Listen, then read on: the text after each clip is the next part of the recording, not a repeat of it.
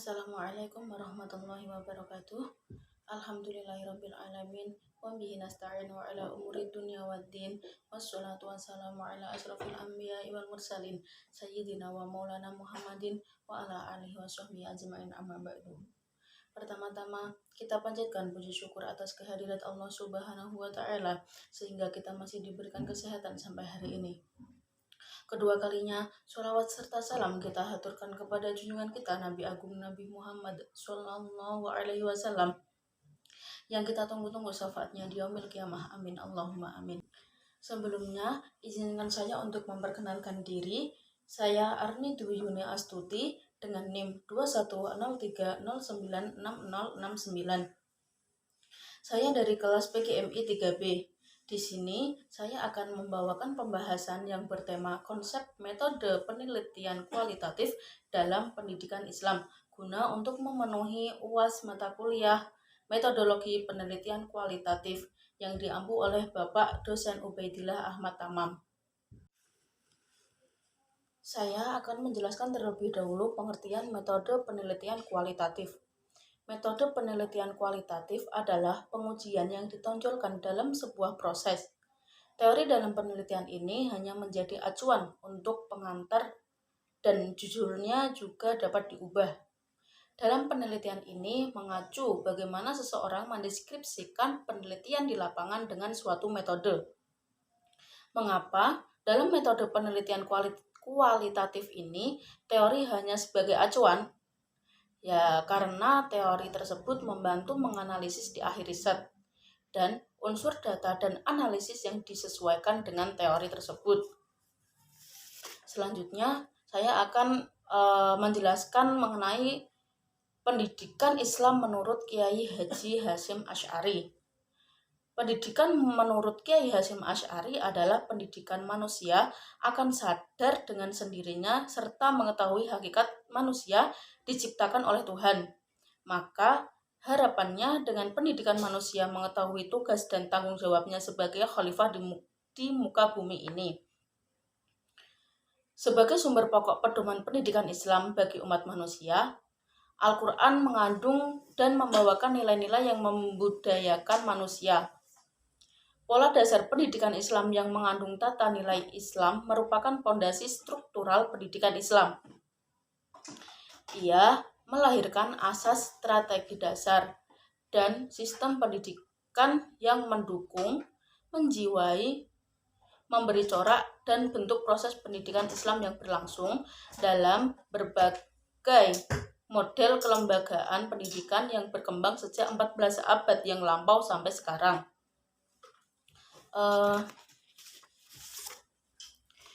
Di dalam Al-Quran terdapat banyak ajaran yang berisikan tentang prinsip-prinsip yang berkenaan dengan kegiatan atau usaha pendidikan.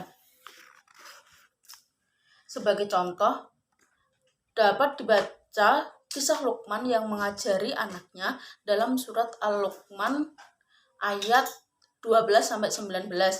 Cerita itu menggaris prinsip materi ilmu pengetahuan. Dan menurut Kiai Hasyim Asy'ari, Al-Quran merupakan sumbernya segala ilmu, induk ilmu dan ilmu yang paling penting dari sekian macam banyak ilmu.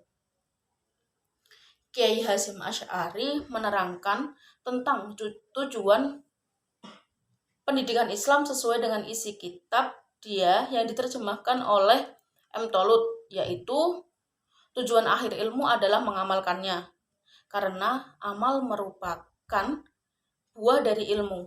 Di samping ini juga merupakan tujuan hidup dan sebagai bekal akhirat kelak. Barang siapa yang terlepas dari ilmu, maka mereka akan rugi. Kenyataan itu secara tidak langsung menurut para pengelola pendidikan Islam untuk lebih bersifat rasional dan lebih berorientasi kepada kebutuhan masyarakat luas.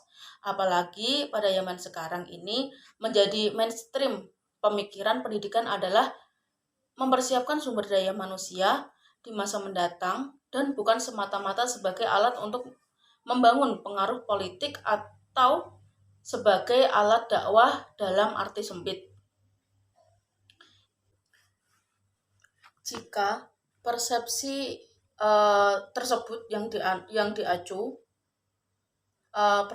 persepsi yang seperti tadi itu yang diacu dan dijadikan dalih untuk tetap bertahan, maka boleh jadi pendidikan bukan saja tidak menolong masa depan peserta didik, melainkan kebalikan dari itu, yaitu dapat dinilai sebagai perbuatan yang merugikan.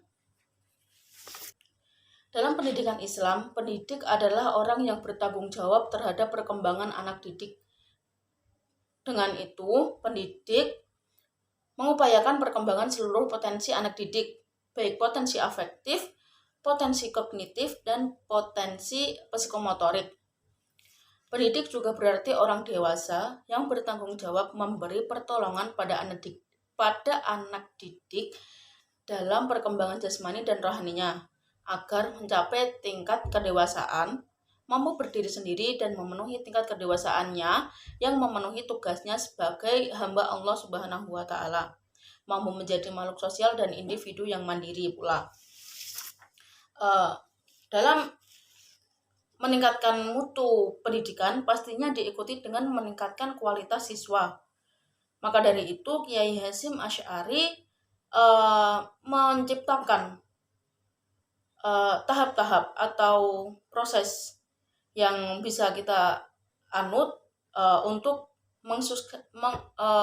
agar kita sukses dalam belajar dan mengajar, antara lain, yaitu yang pertama, membersihkan hati dari setiap bujukan.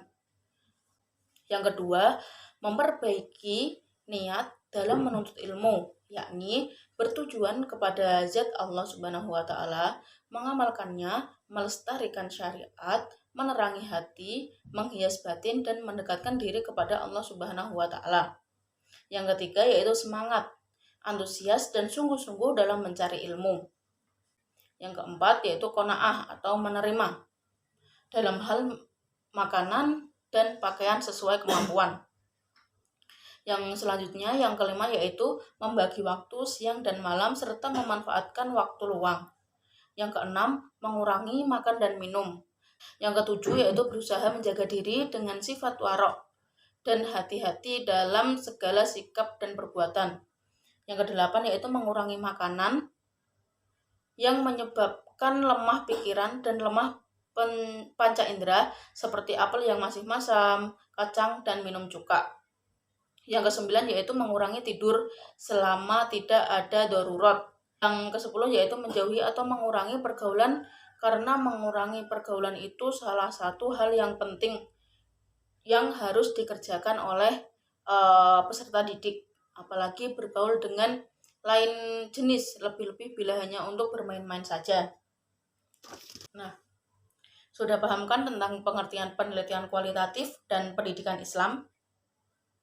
Kemudian kita akan cari tahu apa sih kaitannya menggunakan metode penelitian kualitatif dalam pendidikan Islam. Ya tentunya ada kaitannya, yaitu penelitian kualitatif dianggap mampu menerangkan gejala-gejala atau fenomena secara lengkap dan menyeluruh. Sebelumnya, saya akan memberitahu bahwa dalam penelitian juga terdapat metode penelitian lain, yaitu berupa kuantitatif. Penelitian kuantitatif ini tidak bisa digunakan dalam penelitian pendidikan Islam, karena metode penelitian kualitatif datanya itu berupa angka dan pengolahan yang matematis, tidak dapat menerangkan kebenaran secara meyakinkan dalam konsep pendidikan Islam. Jadi untuk metode penelitian kuantitatif ini lebih cocok bila digunakan untuk menghitung kualitas nilai sekolah. Jadi untuk pendidikan Islam ini lebih cocok menggunakan metode penelitian yang kualitatif, karena hasil yang didapatkan yaitu berupa terjun lapangan. Kita meneliti itu dari hasil wawancara atau yang lainnya, gitu.